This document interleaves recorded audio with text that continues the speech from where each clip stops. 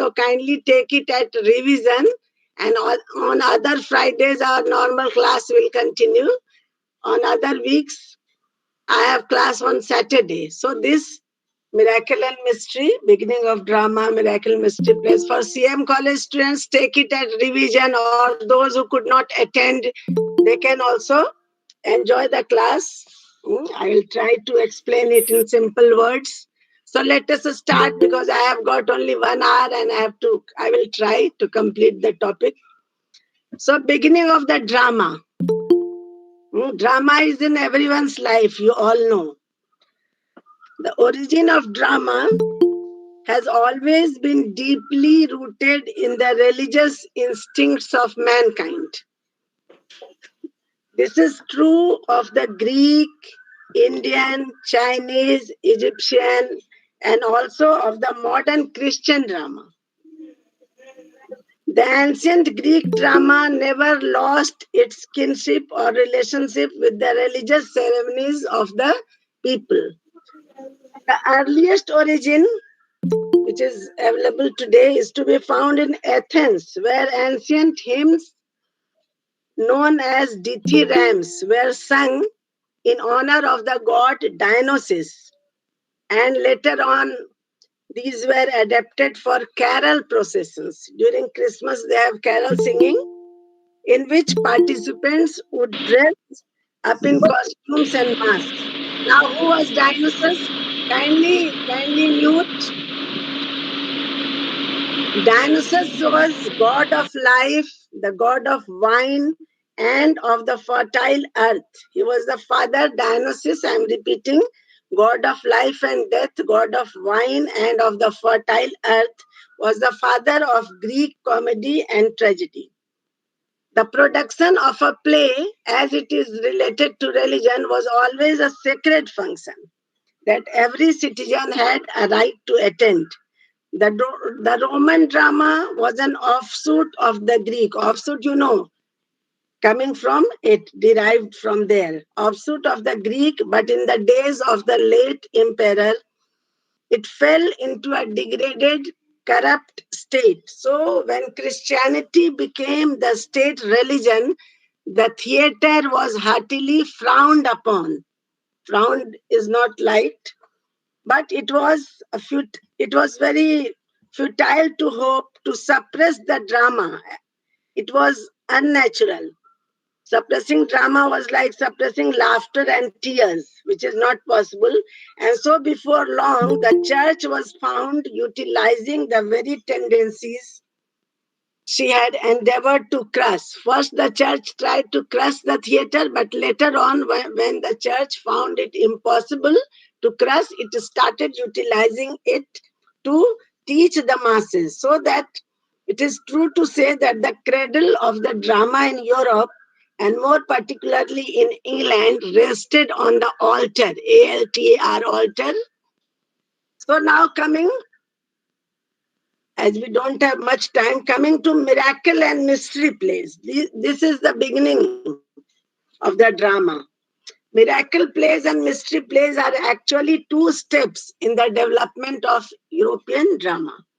They began as mystery plays staged by the clergy in the 11th century. So you can say that the drama started in the 11th century to disseminate biblical stories. You know that when you visualize something, or when you audio and visual impact is better, so dramas were performed so that the illiterate masses should also know something about religion. So they began as mystery plays staged by the clergy, people related to the church in the 11th century to disseminate biblical stories from the Bible. At that point of time, the services of the church were in Latin. You know that before English, Latin was a very respectable language. So the services of the church were in Latin, and even the Bible had been accessible only to the few people who could read Latin. As most of the people were illiterate, biblical stories had to be narrated or dramatized. You know that people who have not read Ramayana or Mahabharata, they also know the stories by watching it on TV, or they have heard from their forefathers. So in the same way, to preach biblical stories, it was to be narrated or to be dramatized because they could not read Latin. So dramatization was far more effective than narration. Jo, as I told you, that when you see something, it stays in your mind for a longer period. So drama was far more effective than narration. So the clergy acted in what would essentially be biblical plays. Stories of the Bible were staged. In very early times, the gospel stories were illustrated by a series of living pictures in which the performers acted the story in dumb show. There were no dialogues, but there were dumb shows to teach gospel stories. In the next stage, the actors spoke as well as acted their parts. Special plays were written by the church people or the clerics, you can say, at first in Latin and later in the vernacular French. These early plays were known as mysteries or miracles. So, this is the beginning of the drama. In 1210, clergy was no longer allowed to perform in public. You know, in European countries, church is very powerful.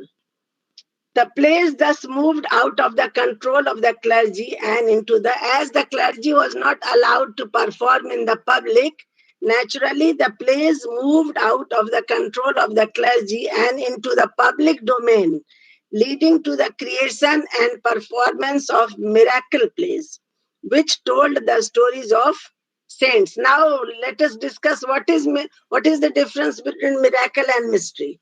In England, the term miracle is used indiscriminately for any kind of religious play. But strictly speaking, the term mystery is applied to the stories taken from the scripture narrative, while miracles are plays dealing with incidents in the life of saints and martyrs. So, the first miracle play known to have been acted was the miracle play of Ludus de Sancta Catharina. Ludus de Sancta Catharina. It is mentioned by Matthew Paris, and it was staged at a place known as Dunstable about 1110. It is not known who wrote the original play of Ludus de Sancta Catharina, but the first version of this play was prepared by Geoffrey of St. Albans, who was a French school teacher of Dunstable. For 4 centuries after this first recorded play, for 4 centuries, remember, this first recorded play, the miracles increased steadily in number and popularity in England. In the churches, these plays were presented in a simple and impressive way. Then, as the actors increased in number and the plays in liveliness, they overflowed to the churchyards. But when fun and hilarity began to predominate, even in the most sacred representations, the priests forbade plays altogether on church grounds. So, when it was purely religious, it was allowed in the church premises, but to engage the public when fun and hilarity produced miracle and mystery plays, they were not allowed to perform in the church campus. So, 1300, by the year 1300, the miracles were out of the hands of the clergy and adopted eagerly by the town guilds. There were a group of young, energetic men who performed guilds. So it was eagerly adopted by town guilds. And in the next 2 centuries, we find the church preaching against the abuse of the religious drama which it had itself introduced and which at first had served a purely religious purpose. But by this time, the miracles had taken a strong hold upon the English people. It was liked very much. And they continued to be very popular, immensely popular, until in the 16th century they were replaced by the Elizabethan drama. So the early miracle plays of England were portion included all the plays were connected with the birth of Christ, and the second at Easter. Those who have gone to usually in the month of April included the plays second half. Second at Easter included the plays relating to his death, relating to Christ's death and triumph. By the beginning of the 14th century, all these plays were in various localities united in single cycle, beginning with the creation and ending with the final judgment. You have to remember this. Beginning with the creation means birth of Christ and ending with his death, the final judgment. The complete cycle was presented every spring, beginning on Corpus Christi Day. It is a very sacred day for the Christians, and as the presentation of so many plays meant a continuous outdoor festival of a week or more, this day was looked forward to as the happiest of the whole year, as there were no means of entertainment, and these plays used to happen in one village, then in another village. For 1 week, people used to visit from one place to another, and they eagerly waited for the Corpus Christi Day. So probably every important town in England, by this time, they had their own cycle of plays for its own guilds to perform. But nearly all have been lost. At the present day, we have only 4 cycles available. And these, though they furnish an interesting commentary on the times, add very little to our literature. Most of the plays have been lost, and the 4 available cycles are the 4 cycles which are available till now are the Chester and York plays, so called from the town. They are named after the town in which they were given, or named after the family which preserved the culture of the place. So, next is first is Chester or York plays, next Townley or Wakefield plays, named for the Townley family. Long time owned the manuscript, and the Coventry